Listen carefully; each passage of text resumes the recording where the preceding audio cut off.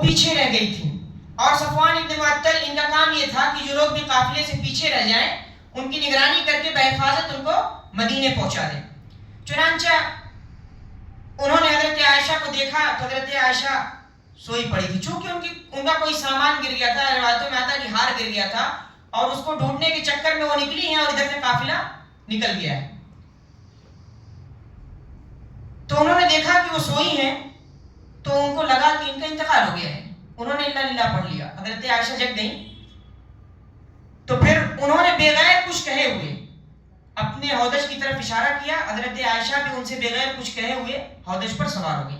اونٹ پر جو چھپر بنا رہتا ہے اس کو ہودج کہتے ہیں، پردہ رہتا ہے چاروں طرف سے اس کے، تو اس ہودج پر سوار ہو گئی اور مدینے کی طرف آئیں۔ ابھی پہنچی نہیں ہے کہ عبداللہ ابن ابی جو رئیس المنافقین تھا اس نے حضرت عائشہ پر بدکاری کا الزام لگا دیا،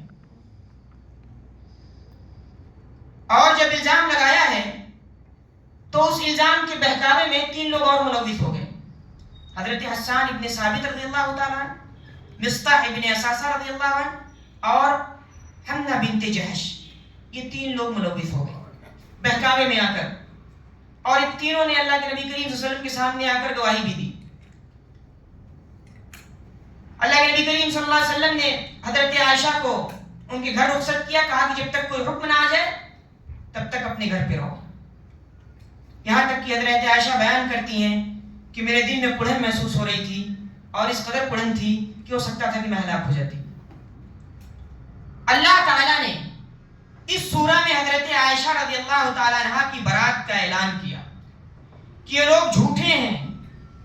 لولا اذا سمعتموه ظن المؤمنون والمؤمنات بانفسهم خيرا وقالوا هذا افك مبين، کہ کیوں نہیں جب تم نے یہ بات سنی تھی، اور کیوں نہیں مومنین نے اور مومنات نے اپنے لوگوں کے تعلق سے اچھا گمان کیا، اور کیوں نہیں تم نے یہ کہا کہ یہ تو صریح اور جھوٹا الزام ہے۔ اور اس آیت سے ان کی برات کا اعلان ہوا کہ حضرت عائشہ پر جو الزام لگا رہے ہیں یہ لوگ بری ہیں۔ چنانچہ ان چاروں کو، عبداللہ ابن ابی کو چونکہ گواہی میں جھوٹی گواہی دی تھی، ان لوگوں نے غلط الزام لگایا تھا، حضرت حسان ابن ثابت کو، حضرت حمنہ بنت جہش کو اور حضرت مصطح ابن اساسہ کو 80 کوڑے مارے گئے۔ اللہ کے نبی کریم صلی اللہ علیہ وسلم کے 3 انتہائی قریبی ہیں، لیکن نبی کی قربت کوئی کام نہ آئی۔ دین کے معاملہ ہے، حقوق کا معاملہ ہے، حقوق میں کمی بیشی ہوئی، اس وجہ سے اللہ کی سزا ان پر نافذ ہوئی۔ پھر اس کے بعد گھر میں داخل ہونے کے آداب کا تذکرہ کیا کہ اگر کسی کے گھر میں ہم جائیں، کسی کے گھر میں، تو دروازے پر کھڑے ہوں اور اجازت چاہیں۔ اجازت کیسے چاہیں؟ سلام کے ذریعے۔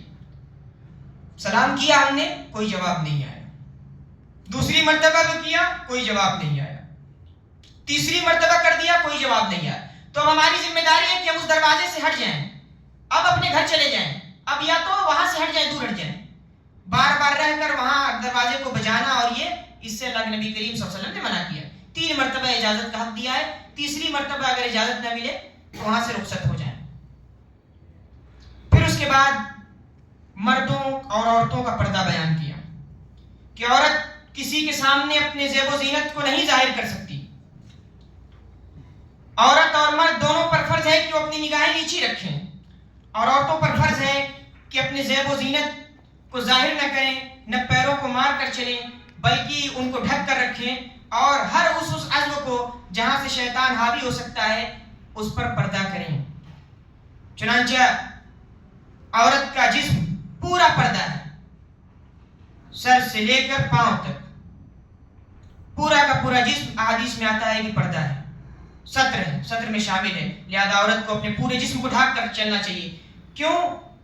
اور مردوں سے کہا کہ اپنی نگاہیں نیچی رکھ کر چلیں، کیونکہ نگاہیں ہی یہ پہلا قاصد بنتی ہیں، نگاہیں ہی کے ذریعے دوستی ہوتی ہے، نگاہیں ہی کے ذریعے جب نگاہیں ملتی ہیں تو پھر بے حیائی پر لوگوں کو آمادہ کرتی ہیں، اور کہا کہ ہمارا معاشرہ بے حیائی سے پاک ہونا چاہیے۔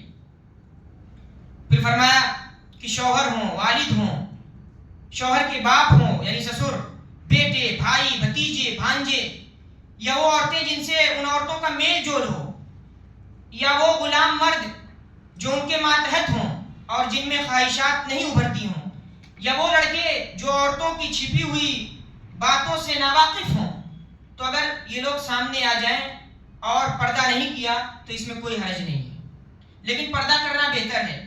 شوہر، والد، سسر، بیٹے، بھانجے اور میل جول کی عورتیں، ان سے پردہ نہیں کرنا ہے، باقی ان کے علاوہ جو بھی ہیں سب سے پردہ کرنا ہے۔ پھر اپنے گھر میں داخل ہونے کی بات کہی کہ جب انسان اپنے گھر میں داخل ہو تو سلام کرے۔ ہمارے یہاں کیا ہوتا ہے کہ ہم دوسروں گھر میں تو جاتے ہیں تو داخل ہونے کے لیے سلام کرتے ہیں، لیکن اپنے گھر والوں پر سلامتی نہیں پیش پاتے۔ کہا کہ اپنے گھر میں جب داخل ہو تو سلام کر کے داخل ہو، کیونکہ سلام سے برکتیں نازل ہوتی ہیں۔ اور پھر کہا کہ تین اوقات میں اگر کوئی بھی ہو، چاہے چھوٹا بچہ ہو، بڑا بچہ ہو، غلام ہو، ان تین اوقات میں سب اجازت کے بغیر کمرے میں داخل نہیں ہو سکتے۔ وہ کون سے اوقات ہیں؟ فجر سے قبل، دوپہر میں، عشاء کے بعد، چاہے کوئی ہو، ان تین اوقات میں بغیر اجازت لیے ہوئے کمرے میں داخل نہیں ہونے دینا ہے۔ پھر فرمایا کہ کبھی بھی ان عورتوں کو جو غلام ہیں ان کو اجرت دے کر بدکاری پر مجبور نہ کرنا، اور اگر کبھی کسی اہم معاملے میں میٹنگ ہو، اجتماعی میٹنگ ہو رہی ہو، بہت اہم معاملہ ہے، تو کہا کہ بغیر امیر کی اجازت سے وہاں سے اٹھ کر جانا بھی نہیں ہے۔ اگر ہمارے انفرادی معاملات انتہائی ضروری ہو تب تو امیر کو اختیار ہے کہ وہ اجازت دے، ورنہ اگر ایسا محسوس ہو رہا ہو کہ ہمارے جانے سے پوری اجتماعیت کو نقصان پہنچے گا تو پھر امیر کی اجازت کے بغیر وہاں سے اٹھنا مناسب نہیں ہے۔ اللہ کے نبی کریم صلی اللہ علیہ وسلم جب زندہ تھے تو اللہ کے نبی کریم صلی اللہ علیہ وسلم سے اجازت لینا ضروری تھی۔ اب جو لوگ امیر ہوتے ہیں، جو لوگ سماج کے، معاشرے کے ذمہ دار ہوتے ہیں، اگر وہ کوئی ہنگامی میٹنگ بلاتے ہیں تو ان کی اجازت کے بغیر مجلس سے اٹھنا ادب کے خلاف ہے۔ پھر اس کے بعد فرمایا کہ اللہ کے رسول کو ایسے نہ پکارو جیسے تم آپس میں ایک دوسرے کو پکارتے ہو۔ وہ خوب چلاتے تھے، محمد یا محمد، جیسے آپس میں بلا رہے ویسے رسول کو بلا رہے۔ کہا کہ رسول کا مقام بلند ہے، ان کو ادب سے بلاؤ، آپس میں جیسے تم پکارتے ہو اے فلانے، اے بما کے، ادھر آؤ، ایسے نہیں پکارنا ہے۔ اور کہا کہ رسول، سورہ حجرات میں فرمایا کہ رسول کی آواز سے اپنی آواز کو اونچی بھی نہ کرو۔ پھر اس کے بعد ان خواتین کا تذکرہ کیا جو بہت بوڑھی ہو جائیں اور اس قدر بوڑھی ہو جائیں کہ نکاح کی عمر سے بھی گزر جائیں، تو اگر وہ بناؤ سنگار نہ کریں تو ان پر کوئی حرج نہیں ہے۔ اگر وہ پردہ کے ظاہری لباس کو یعنی چہرے کو کھول دیں تب بھی ان پر اس کو کھولنے میں کوئی حرج نہیں ہے، لیکن پردہ کرنا بہتر ہے۔ پھر اس کے بعد کہا کہ اپنے باپ دادا کے گھروں میں بے تکلف کھاؤ پیو، اور باپ دادا، ماں، نانی، چچا، پھوپھی، ماموں، خالہ، ان سب کے گھروں میں جاؤ تو بے تکلف کھا سکتے ہو، یہاں تک کہ وہ دوست جن سے ہمارا روز کا اٹھنا بیٹھنا ساتھ ہو، اگر ان کے گھر بھی پہنچ گئے تو بے تکلف کھا سکتے ہو۔ کیونکہ جب یہ آیت نازل ہوئی تو صحابہ کرام بہت احتیاط کرتے تھے، بغیر اجازت کے نہ کھاؤ پیو کسی کے گھر جا کر، یہاں تک کہ اپنے گھروں میں بھی بہت احتیاط کرتے تھے۔ پھر یہ کہا کہ اپنے باپ دادا، ماں، نانی، خالہ، پھوپھی کے گھروں میں جاؤ تو کھا سکتے ہو۔ اسی طرح جن کے گھروں کی کنجیاں تمہارے حوالے ہیں ان کے گھروں میں بھی جا کر کھا پی سکتے ہو، بے تکلف، اگر کچھ پیش کر دیا ہے تو کھا لو۔ پھر اس کے بعد فرمایا کہ اللہ کے نور کے طلبگار کون لوگ ہیں؟ سب سے پہلے یہ بات فرمائی کہ ایمان والے، اور اس کے بعد دوسری صفت بتائی رجال لا تلہیہم تجارت ولا بیع عن ذکر اللہ، یہ وہ لوگ ہیں جن کو نہ تو تجارت اور نہ ہی بیع و شراء، خرید و فروخت اللہ کے ذکر سے غافل کرتی ہے، نمازوں کو قائم کرنے والے ہیں، زکوٰۃ دینے والے ہیں، قیامت کے دن سے ڈرتے ہیں۔ پھر اللہ نے اپنے نور کی یعنی دین اسلام کی اور مومنین کے اعمال کی مثال نور سے پیش کی۔